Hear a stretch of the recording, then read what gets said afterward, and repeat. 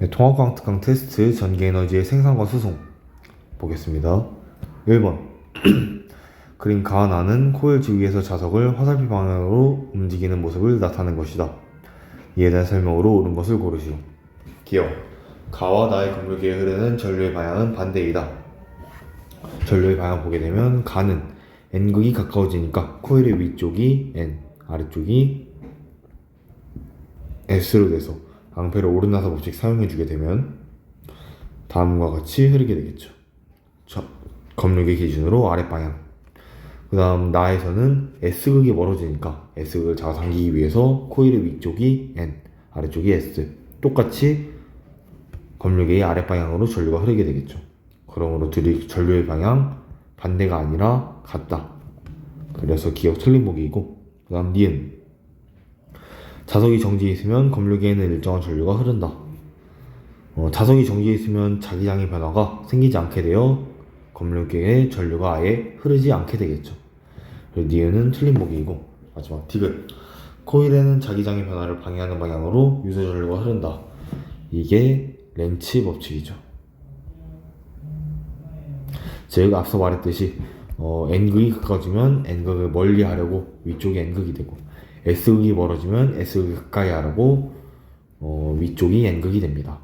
그래서 디귿 맞는 보기에서 정답 2번이 되겠습니다. 다음 2번 다음은 전자기 유도 실험이다. 그림과 같이 코일의 중심축을 따라서 A 또는 B를 일정한 속력으로 접근시키며 유도 전류 최대값을 측정한다. 자석의 세기는 B가 A보다 크다 라고 나와 있습니다. 그럼 가나다 실험에서 사용한 자석과 자석의 속력이 나와 있고 가나다의 전류의 최대값을 비교하시오 라고 나와 있는데요. 우리가 V는 -N 델타 T분의 델타 파이에서 이 유도 전류를 높여주기 위해서는 코일의 가문수를 증가시키거나 시간에 따른 자기력 선속의 변화를 증가시키거나 둘 중에 하나의 방법을 쓰면 됩니다. 근데 우리 지금 가문수에는 변화를 주고 있지 않기 때문에 이 델타 T분의 델타 파이를 증가시켜야 되는데요.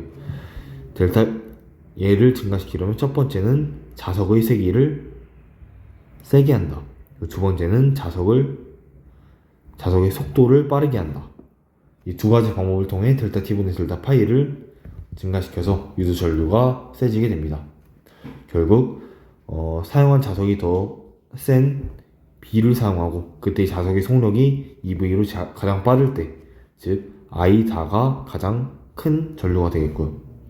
그 다음은 사용한 자석이 AA로 같은데 자석의 속력이 더 빠른 가가 두 번째가 되겠고 제일 마지막이 나가 되겠습니다.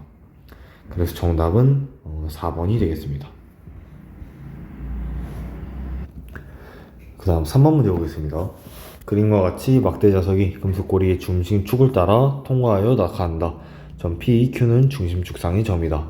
막대 자석이 Q를 지나는 순간 고리에 유도된 전류의 방향은 A이다 라고 나와 있습니다. 그럼 기억 자석의 아래면은 S극이다. 우리가 지금 Q를 지나는 순간 고리에 유도되는 전류의 방향이 A라고 나와 있죠. 고리에 유도되는 전류의 방향이 A라는 것은 우리가 고리 위쪽으로 N극, 아래쪽으로 S극이 형성됐다는 것을 알 수 있습니다. 그러면 지금 자석이 멀어질 때 금속고리 아래쪽에 S극이 되려면 금속고리는 자석을 잡아당겨야 하므로 자석의 위쪽이 N극, 아래쪽이 S극임을 알 수 있겠죠. 그래서 기억 자석의 아래면은 S극이다. 맞는 보기이고요. 그 다음 니은 막대 자석과 고리 사이에는 항상 청력이 작용한다.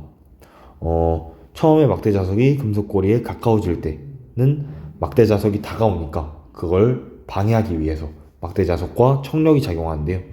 근데 금속고리를 통과한 이후에는 막대 자석이 고리로부터 멀어지니까 그때는 멀어지는 걸 방해하기 위해서 인력이 작용합니다. 그래서 니은 틀린 보기이고 디귿 PQ를 통과할 때 고리에 유도된 전류의 방향은 같다. 우리 P를 통과할 때는 Q를 통과할 때는 A 방향이고 P를 통과할 때를 보게 되면 이제 S극이 가까워지니까 S극을 밀어내기 위해서 고리 위쪽이 S극, 아래쪽이 N극. 그러면 앙페르 오르나사 법칙에 의해서 전류는 A 반대 방향으로 흐르겠죠. 그러므로 고리의 유도는 전류의 방향은 같지 않고 반대이다 가 되므로 디귿은 틀린 보기여서 정답 1번이 되겠습니다. 그 다음 4번 문제 보겠습니다. 그림은 자석 위에서 Y축을 따라 금속 고리를 운동시키는 모습을, 그래프는 고리의 위치 Y를 시간에 따라 나타내는 것이다. 이에 대한 설명으로 옳은 것을 고르시오. 그러면 기억, 7초일 때 금속 고리에는 전류가 흐르지 않는다. 7초일 때는 금속 고리가 지금 B에서 멈춰서 그 앞뒤로 움직이지 않고 있죠. 그러므로 전류가 흐르지 않게 되겠고요. 그 다음 니은, 금속 고리에 흐르는 전류의 세기는 3초일 때가 9초일 때보다 크다. 우리가 이 시간에 대한 위치의 변화란 이 기울기가 속도가 되겠죠. 아까 말했듯이 자석이 움직이는 속도가, 고리가 움직이는 속도가 빠를수록 전류의 세기가 큰데요. 그럼 기울기의 절대값이 큰 이 9초일 때가 더 유도 전류의 세기가 크게 될 것입니다. 그러므로 3초일 때와 9초일 때보다 작다가 맞는 보기가 되겠죠. 그 다음 디귿, 금속 고리에 흐르는 유도 전류의 방향은 3초일 때와 9초일 때가 같은 방향이다. 3초일 때는 지금 A에서 B로 멀어지고 있고요. 9초일 때는 B에서 A로 가까워지고 있죠. 그러면 금속 고리와 그 자석의 멀어지고 가까워질 때는 서로 반대 방향의 전류가 흐르기 때문에 디귿도 틀린 보기여서 정답 1번이 되겠습니다. 네, 그 다음 5번 문제 보겠습니다. 그림은 마찰이 없는 레일을 따라 내려온 자석이 코일을 통과하는 모습을 나타낸 것이다. 이에 대한 설명으로 옳은 것을 고르시오. 기억, 코일을 통과한 후에 자석의 속력은 커진다. 우리 지금 자석이 여기서 여기로 갈 때 자석의 역학적 에너지가 이 코일 가운데에서 전기 에너지로 바뀌게 되겠죠. 그러므로 자석의 역학적 에너지는 초기에 비해 작아지기 때문에 결국 자석의 속력은 더 작아지게 되겠습니다. 그 다음 니은, 자석을 레일이 더 높은 곳에서 출발시키면 유도 전류의 세기는 더 세진다. 자석을 레일이 더 높은 곳에서 출발시키면 우리가 자석이 코일로 다가가는 속도가 높아지겠죠. 우리 속도가 높아지면 시간에 따른 자기선속의 변화량이 더 커지기 때문에 유도 전류도 더 세지게 될 것입니다. 디귿, 자석이 코일을 통과하기 전에 코일과 자석 사이에는 서로 밀어내는 자기력이 작용한다. 통과하기 전이니까 지금 자석이 코일로 이동하는 중이죠. 그러면은 다가가는 중이죠. 그럼 코일은 그 변화를 방해하기 위해서 자석을 밀어내는 척력을 작용시킬 것입니다. 그러므로 코일과 자석 사이에는 서로 밀어내는 척력이 작용해서 디귿도 맞는 보기여서 정답 4번이 되겠습니다. 네, 자석이 코일에 가까워질 때는 항상 척력, 멀어지면 항상 인력을 작용한다. 네, 명심해 두시면 좋겠고요. 그 다음 6번 문제. 그림은 마찰이 없는 빗면을 따라 내려온 자석이 코일의 중심축에 놓인 마찰이 없는 수평 레일을 따라 운동하는 모습을 나타내는 것이다. 이에 대한 설명으로 옳은 것을 고르시오. 기억, P점과 Q점을 지나는 순간 저항에 흐르는 전류의 방향은 같다. P점을 지나는 순간에는 N극이 가까워지니까 척력이 발생하므로 왼쪽이 N, 오른쪽이 S, 앙페르 오르나스 법칙 써주게 되면 전류 이쪽으로 흐르게 되겠고요. Q의 경우에는 S극이 멀어지니까 S극을 잡아당기기 위해서 오른쪽이 N, 왼쪽이 S. 이번에는 전류의 방향이 오른쪽이 되겠죠. Q의 경우에. 그러므로 전류의 방향은 같지 않고 반대가 된다. 해서 기억은 틀린 보기입니다. 니은, P점과 Q점을 지나는 순간 코일과 자석 사이에는 척력이 작용한다. 우리 P점에서는 코일과 자석이 가까워지고 있으므로 척력이 맞게 되겠지만 Q점은 자석이 코일로부터 멀어지므로 인력이 작용하겠죠. 그러므로 니은 틀린 보기이고, 마지막 디귿, 자석의 속력은 P점을 지나는 순간이 Q점을 지나는 순간보다 크다. P점에서 Q점으로 갈수록 우리가 전기 에너지가 생산돼서 역학적 에너지가 감소하게 됩니다. 그러므로 P점의 속도가 Q점의 속도보다 더 크게 되겠죠. 그래서 속력은 P점을 지나는 순간이 Q점을 지나는 순간보다 더 크다. 맞는 보기여서 정답 2번이 되겠습니다. 이 이유만 써주게 되면 전기 에너지 생산. 그 다음 7번 문제. 그림 가는 코일 주위에서 막대 자석을 운동시키는 것을 나타낸 것이고 나는 코일과 자석 사이의 거리 d를 시간에 따라 나타낸 것이다. 0.1초일 때와 0.4초일 때의 d는 같다. 그러면 기억 0.1초일 때 전류의 방향은 A이다.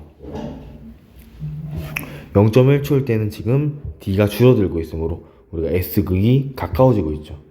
그러면 코일은 왼쪽이 S극, 오른쪽이 N극으로 만들어지므로 앙페르 오른나서 법칙 써주게 되면 전류 방향 B방향이 되겠습니다. 그래서 기억 틀린 보기이고 그 다음 니은 전류의 세기는 0.1초일 때가 0.4초일 때보다 크다. 아까 우리 봤듯이 이 위치와 시간이 나왔을 때 그 기울기가 속도를 의미하고 기울기의 절대값은 속력을 의미하겠죠. 그러므로 자석의 속력이 빠를수록 유도전류의 세기가 크니까 기울기가 더 큰 0.1초일 때가 0.4초일 때보다 전류의 세기가 더 크게 되겠습니다. 그 다음 디귿 0.2초에서 0.4초 구간에 코일과 자석 사이에는 청력이 작용한다. 우리 0.2초에서 0.4초 사이에는 코일과 자석이 지금 멀어지고 있죠. 멀어지고 있을 때는 청력이 아니라 인력이 작용하므로 정답 1번이 되겠습니다. 그 다음 8번 문제. 그림 가는 검열계를 연결한 코일 주위에서 자석을 운동시키는 것을 나타낸 것이다. 그림 나는 코일로부터 자석까지 떨어진 거리를 시간에 따라 나타낸 것이다. 그럼 기억 T1일 때 화살표 방향으로 검열계의 유도 전류가 흐른다. T1일 때는 지금 떨어진 거리가 가까워지고 있다. 즉 자석이 코일로 다가가고 있다는 것이겠죠. 그러면 S극이 가까워지고 있으니까 코일의 왼쪽은 얘를 밀어내려고 S극, 오른쪽은 N극으로 돼서 앙페르 오른나서 법칙 써주게 되면 전류의 방향 이 방향이 아니라 왼쪽 방향으로 흐르게 됩니다. 그래서 기억 틀린 보기이고 그 다음 니은 검열계에 흐르는 유도 전류의 세기는 T1과 T2가 같다. 우리 아까 거리 시간 그래프에서 기울기가 곧 유도 전류의 세기이다 라고 말했죠. 기울기와 유도 전류의 색이 비례한다.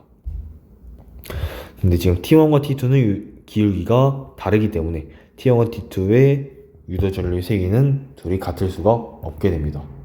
정확히 비교해보자면 T1일 때의 기울기의 절대값이 T2일 때의 기울기의 절대값보다 크기 때문에 T1이 T2보다 크게 되겠죠.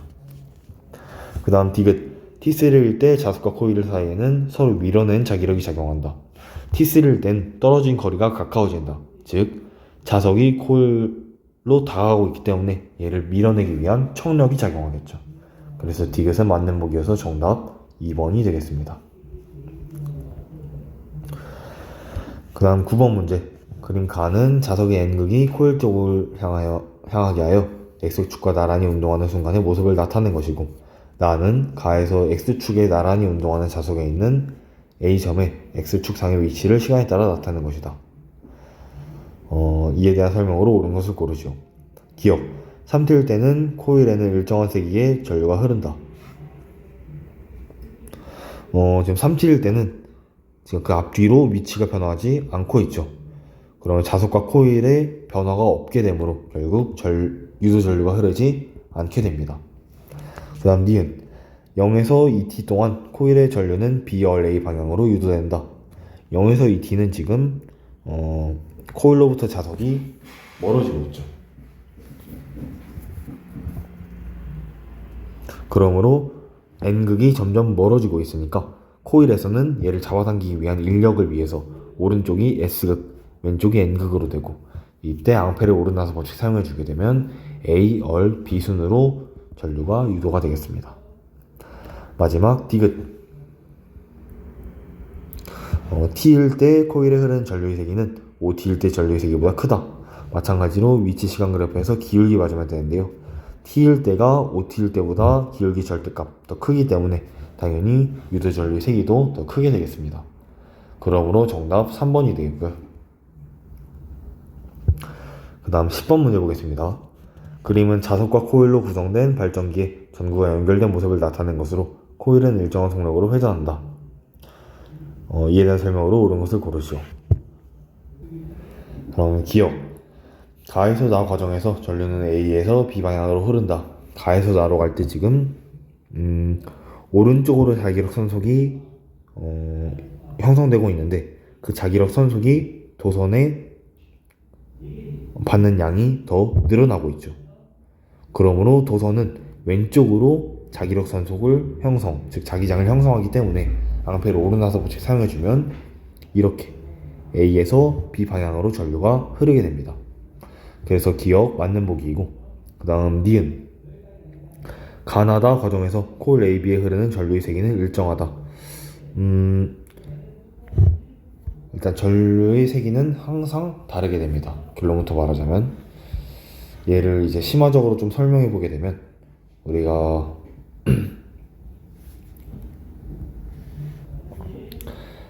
자기력 선속,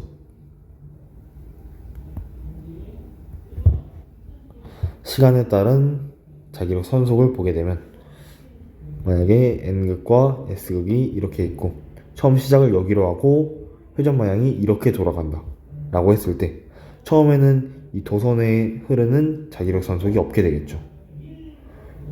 왜냐면 지금 각도가 서로 수평하니까.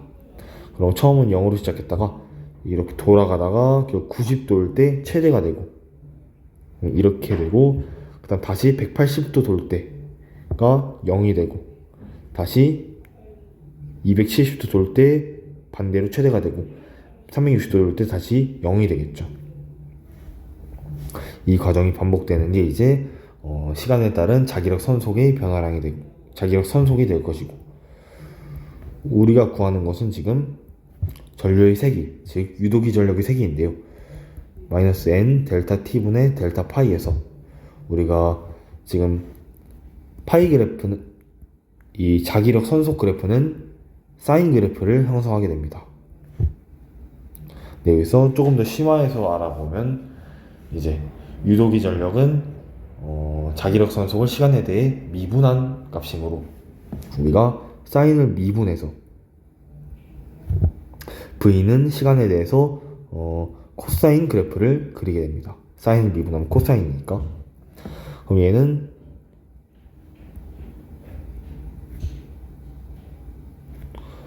다음과 같은 그래프를 띠게 되겠죠. 결국 우리가 여기서 중요한 것은 전류의 세기는 항상 바뀌게 된다.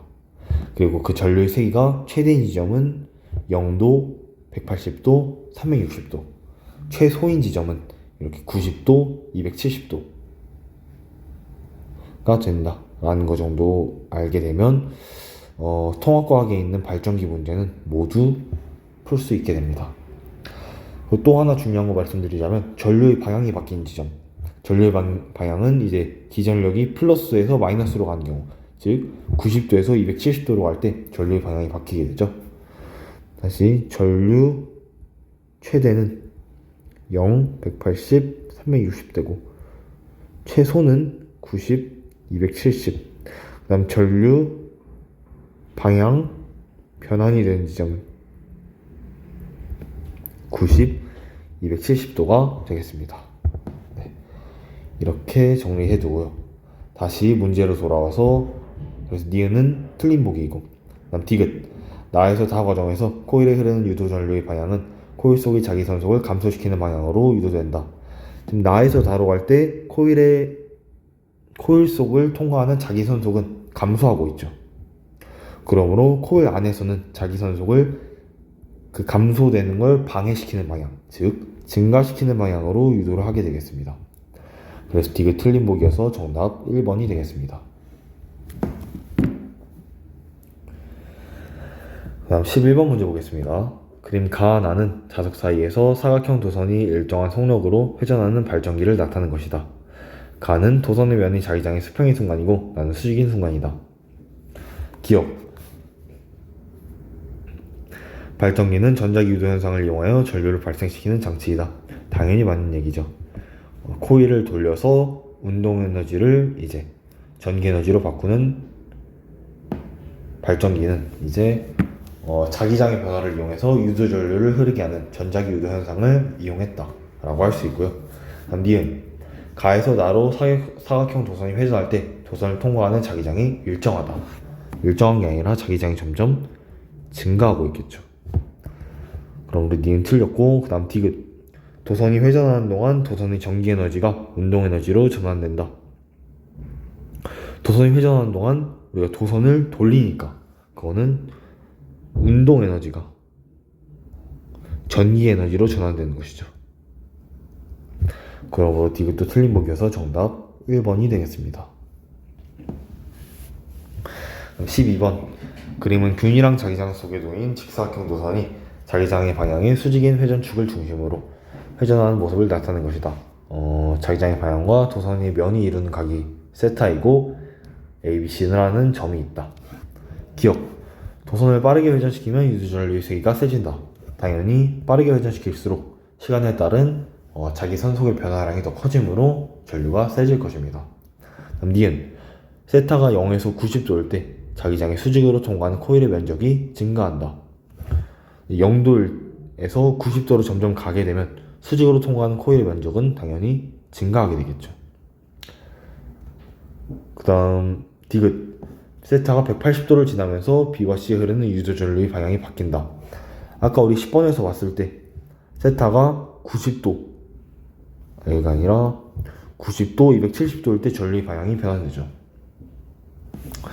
얘를 다시 보게 되면 0도에서 90도까지는 전류의 방향이 지금 오른쪽으로 자기력 선속이 증가하니까 왼쪽으로 자기장을 형성하게 돼서 앙페르 오르나스 법칙 쓰게 되면 A, B, C로 유도전류가 흐르게 됩니다. 그 다음 90도에서 270도는 그 반대인 C, B, A가 되겠고 270도에서 360도는 다시 A, B, C가 될 것입니다. 이 두 가지 경우는 제가 지금 영상이라서 손으로 설명할 수 없어서 이렇게만 설명드리지만 직접 해보시면 이런 방향이 나올 것입니다. 그래서 180도가 아니라 90도, 270도를 지나면서 유도전류의 방향이 바뀐다 라고 할 수 있겠습니다. 그래서 정답 3번이 되겠고요. 그 다음 13번 보겠습니다. 균일한 자기장 영역에 원형도선이 일정 속도로 진입하는 순간을 나타내는 그림이다. 원형도선의 왼쪽 끝을 점 A, 오른쪽 끝을 점 B라고 하자. 이에 대한 설명으로 옳은 것을 고르시오. 기억. 그림의 다음 순간 원형도선에 생기는 유도기전력의 방향은 시계 방향이다. 이제 원형도선이 균일한 자기장 영역으로 들어가는 순간 이 X방향, 즉 수직으로 들어가는 방향의 자기장이 세지게 되겠죠. 그럼 그걸 이제 방해하기 위해서 수직으로 나오는 방향의 자기장을 원형도선은 생성해낼 것입니다. 즉 앙페르 오르나사 법칙에 의해서 전류는 이제 시계 반대 방향으로 흐르게 되겠죠. 그래서 기억은 틀린 보기이고, 그 다음 니은. 원형도선의 점 A가 자기장 영역에 들어간 순간부터 B가 자기장 영역으로 나가기 직전까지 유도 기전력은 0이다. 그럼 결국 이 순간부터 이 순간까지죠. 이때 이제 모두 균일한 자기장 영역에서 원형도선이 모두 들어왔기 때문에 아무런 자기장의 변화가 없기 때문에 유도 기전력은 0이 되겠습니다. 그다음 그림의 순간부터 원형도선의 왼쪽 끝이 자기장 영역에 들어가기 전까지 원형도선에 생긴 유도 기전력은 일정하다. 이거는 이제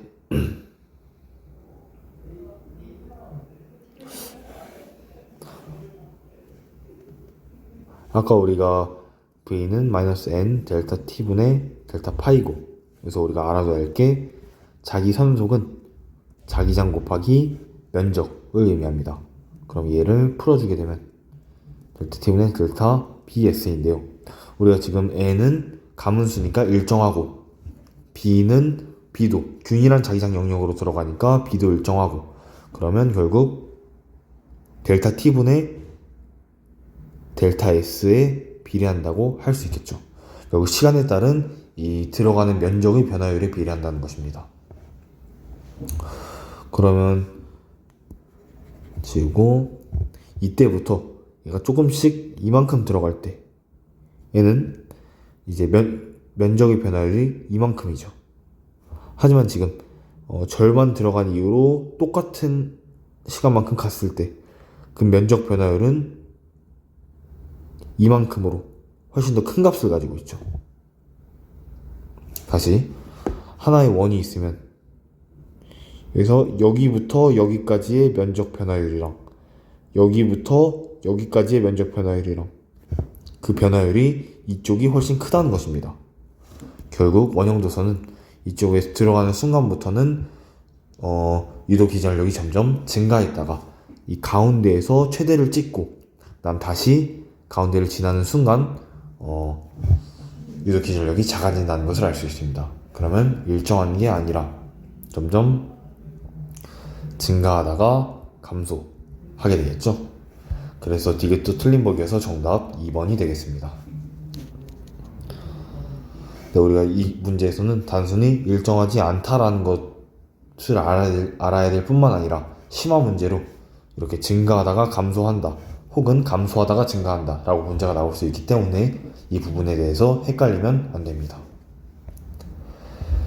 네, 그 다음 14번 이제 변압기로 넘어가서 그러면 1차 코일과 2차 코일을 이용하여 변압기의 구조를 간단하게 나타낸 것이다. 표는 1차 코일에 걸리는 전압이 V0일 때 1차 코일의 가문수 N1과 2차 코일의 가문수 N2에 따른 2차 코일에 걸리는 전압 V를 나타낸 것이다. 우리 그러면 공식 N1 대 N2는 V0 대 V가 되겠죠. 결국 첫 번째에서 N1 대 N2 즉 100 대 기역이 V0 대 2V0가 되려면 기역은 당연히 200이 돼야겠죠. 두 번째에서 200 대 500 즉 2 대 5가 V0 대 V가 되려면 V는 2분의 5 V0가 돼야 됩니다. 그래서 기역은 50이다. 틀린 보기이고 니은은 2.5V0이다. 맞는 보기이고 마지막 디귿 기역에서 N1에 흐르는 전류의 세기는 N2의 2배이다. N1 대 N2는 이제 또 I2 대 I1과 같게 되죠. 즉 2차 코일에 흐르는 전류의 세기 대 1차 코일에 흐르는 전류의 세기. 그러므로 기역에서 N1 대 N2가 1대 2이므로 결국 I1 대 I2는 그 반대인 2대 1이 된다는 것입니다. 즉 N1에 흐르는 전류의 세기가 N2의 2배이다. 맞는 보기죠. 그래서 정답 4번이 되겠습니다. 다음 15번 문제. 그림은 변압기의 구조를 나타낸 것이고 표는 변압기의 1차 코일과 2차 코일에서 코일의 가문수, 전압, 전류, 전력을 각각 나타낸 것이다. 이에 대한 설명으로 옳은 것을 고르죠. 우리가 기역, 니은, 디귿, 리을을 그냥 다 구해주면 되겠죠. 먼저 1차 코일과 2차 코일의 가문수 비율이 6대 12, 즉 N1 대 N2가 1대 2라고 주어져 있습니다. 그럼 우리가 V1 대 V2도 1대 2이고 그 다음 I1 대 I2는 그 반대인 2대 1이 되겠죠. 여기서 주의해야 할 것은 전력. 변압기에서는 에너지 손실이 없고 에너지 손실이 없기 때문에 1차 코일에서의 전력과 2차 코일에서의 전력은 항상 같게 됩니다. 이 이유로 인해서 우리가 P1은 V1, I1, P2는 V2, I2이므로 V1 대 V2, I1 대 I2의 비율이 이렇게 반대로 나타나는 것입니다. 그럼 다시 문제로 돌아와서 N1 대 N2가 1대 2이다. 그때 전력은 항상 일정하므로 기역은 45W, 전압은 1대 2이므로 10V, 그다음 전류는 디귿 대 리을이 2대 1이 되겠죠. 그래서 보기를 보면 기역 맞는 보기이고 니은 맞는 보기이고 디귿, 리을은 디귿의 2배가 아니라 2분의 1배이죠. 그래서 디귿이 틀린 보기여서 정답 3번이 되겠습니다. 네, 그 다음 16번 문제. 그림은 발전소에서 생산된 전력을 가정, 공장까지 승수하는 과정을 나타낸 것이다.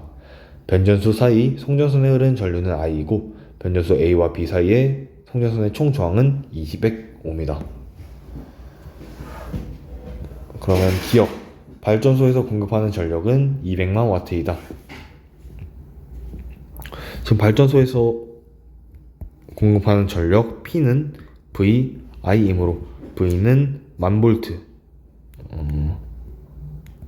그냥 한글로 1000V라 쓰겠습니다. 그다음 I는 200A 라고 나와 있기 때문에 결국 200만 W가 되겠죠. 그래서 기억 맞는 보기이고, 니은 송전선에 흐르는 전류 I는 10A이다. 지금 우리 변전소 A에서 N1 대 N2가 1대 20이죠. 그럼 I1 대 I2는 20대 1이 돼야 되므로 결국 I는 200에 20분의 1을 곱한 10A가 됨을 알 수 있습니다. 니은은 올바른 보기이고, 마지막 디귿 손실 전력은 송전 전력의 1%이다. 우리 아까 송전 전력이 200만 와트이고 손실 전력 P 손실은 공식이 I제곱 얼에서 I가 아까 우리 10A라고 했기 때문에 10의 제곱에 저항은 200ohm이라고 나와있죠. 얘를 계산해주게 되면 2만 와트가 될 것입니다. 2만 와트는 200만 와트의 1%이므로 디귿도 올바른 보기여서 정답 5번이 되겠습니다. 다음 17번 문제 보겠습니다. 그림 가는 송전선 A와 B에 걸리는 전압을 전류의 세기에 따라 나타낸 것이고, 나는 발전소에서 가정으로 보내는 송전 전력을 일정할 때 A, B에서의 송전 전압과 송전 전류의 세기를 나타낸 것이다 라고 나와 있습니다. 그러면 기억 송전선의 저항값은 A가 B의 3배이다. 우리 지금 가에서 V는 IR 공식에 의해서 만약 V가 V0를 일정할 때 얼은 I분의 V죠. 그러면 A는 저항이 I0분의 V0이고 B는 저항이 3I0분의 V0이므로 결국 얼 A는 3 곱하기 얼 B, 즉 저항값은 A가 B의 3배이다. 맞는 보기가 되겠습니다. 다음 두 번째, 니은 송전선에 흐르는 전류의 세기는 B가 A의 2배이다.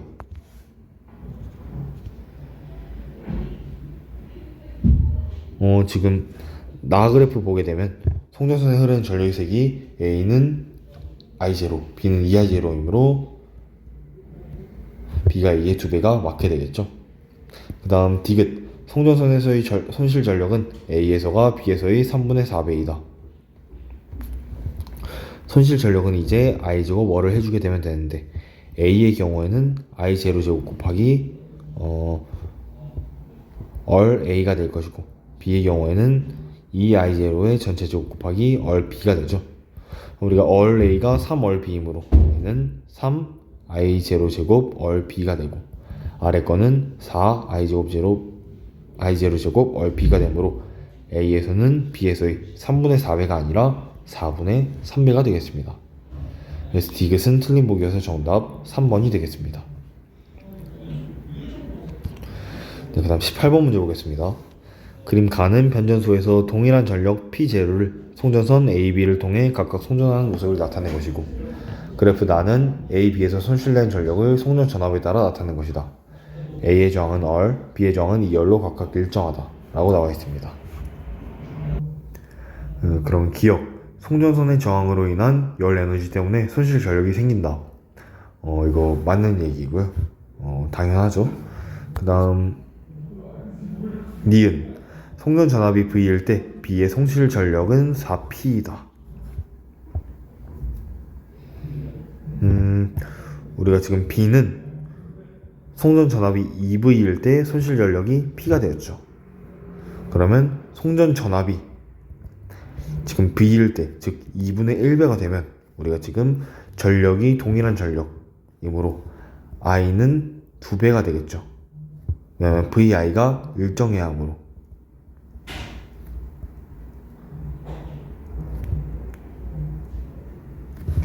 I가 2배가 되면 손실 전력 I제곱 얼은 결국 4배가 되겠죠.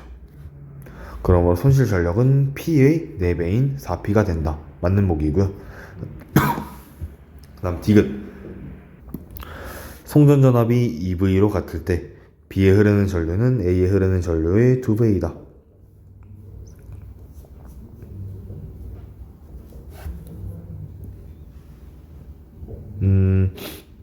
이거는 이제 둘이 지금 A와 B 모두 동일한 전력을 송전했다고 했기 때문에 VI가 일정하다고 볼 수 있습니다. 그때 송전 전압이 EV로 같게 되면 결국 I도 둘이 같게 되겠죠.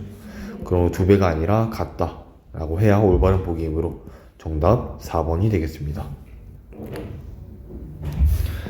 그 다음 19번. 그림은 변전소에서 송전선 AB를 통해 전력을 공급하는 과정을, 표는 변전소에서 공급하는 전력, 송전 전압, 송전선에서의 손실 전력을 나타낸 것이다. 저항은 AB가 얼 2열이다 라고 나와 있습니다. 우리가 구하는 것은 기역이죠. 손실 전력은 I제곱 얼로 표현되는데 우리가 얼의 비율을 알고 있기 때문에 I만 구해주면 됩니다. 그때 우리가 공급 전력은 송전 전력과 같고, 그때 송전 전압이 나와 있으면 송전 전류도 구할 수 있겠죠. 결국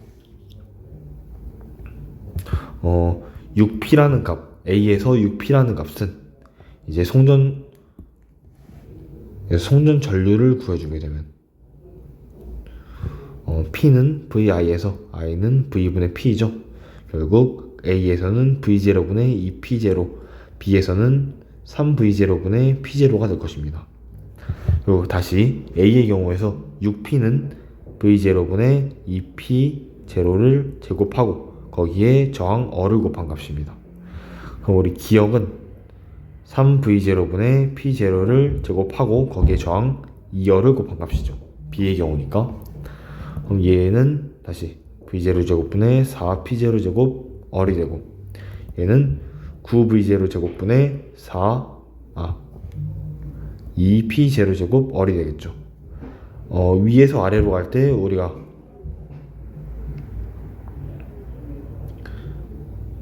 18분의 1만큼 곱해주기 때문에 우리가 기역은 결국 6P에 18분의 1을 곱해준 3분의 1P가 되겠습니다. 19번 정답 2번이 되겠습니다. 그 다음 20번 문제 보겠습니다. 그림은 발전소 A와 B에서 생산한 전력을 각각 송전선 AB를 통해 소비지로 송전하는 모습을, 표는 AB의 공급 전력과 송전 전압, 전류, 손실 전력을 나타낸 것이다. 그럼 지금 우리가 기역 니은을 먼저 구해주게 되면 발전소 A에서 A로 갖게 되면 이제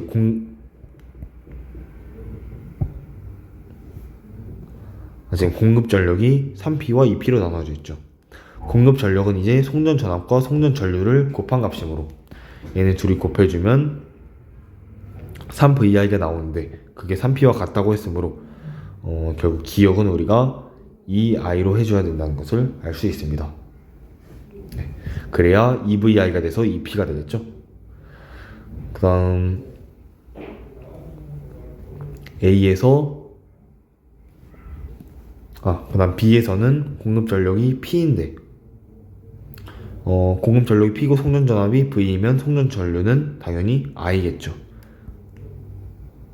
그래야 V 곱하기 I 했을 때 P가 되니까. 그러므로 기역 대 니은은 1대2이다. 1대2가 아니라 2대1이 되겠죠. 그래서 기역은 틀린 보기이고, 니은 송전선 A와 B의 저항 B, 얼 A 대 얼 B는 4대9이다.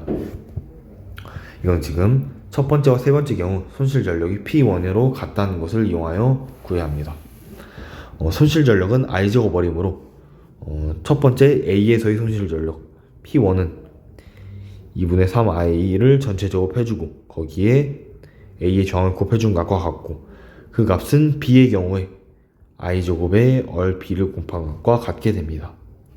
결국 우리가 이 식에서 얼 A 대 얼 B가 4대 9임을 알 수 있게 되겠죠. 그래서 니은은 맞는 보기가 되겠습니다. 마지막 디귿, 발전소 B에서 4P의 전력을 3V의 송전 전압으로 송전할 때 손실 전력을 P3라고 한다면 P1 대 P2 대 P3는 9 대 16 대 16이다. 발전소 B에서 4P의 전력을 3V로 송전하면 송전 전류는 3분의 4i가 되겠죠. 그래 3V랑 3분의 4i를 곱했을 때 4P가 나오기 때문에, 그러면 그때 손실 전력 P3는 3분의 4i의 전체 제곱에 해주고 거기에 얼b를 곱한 값이므로 우리 아까 i제곱 곱하기 얼b가 p1이었죠. 그럼 9분의 16 i제곱 얼b는 당연히 9분의 16 p1이 되겠죠. 그럼 p3는 구했고 그 다음 p2를 구해주게 되면 우리가 p2는 송전전류 2i를 얼a를 곱한 값을 구해주면 되므로 결국 4i제곱 얼a. 아까 우리 p1을 이 식에서 p1은 4분의 9 i제곱 얼a였으니까 4i제곱 얼a는 9분의 16 p1이 되겠죠. p2도 9분의 16 p1이 돼서 p1 대 p2 대 p3는 9 대 16 대 16이 돼서 결국 이것도 맞는 보기가 되겠습니다. 그래서 20번의 정답은 5번이 되겠습니다.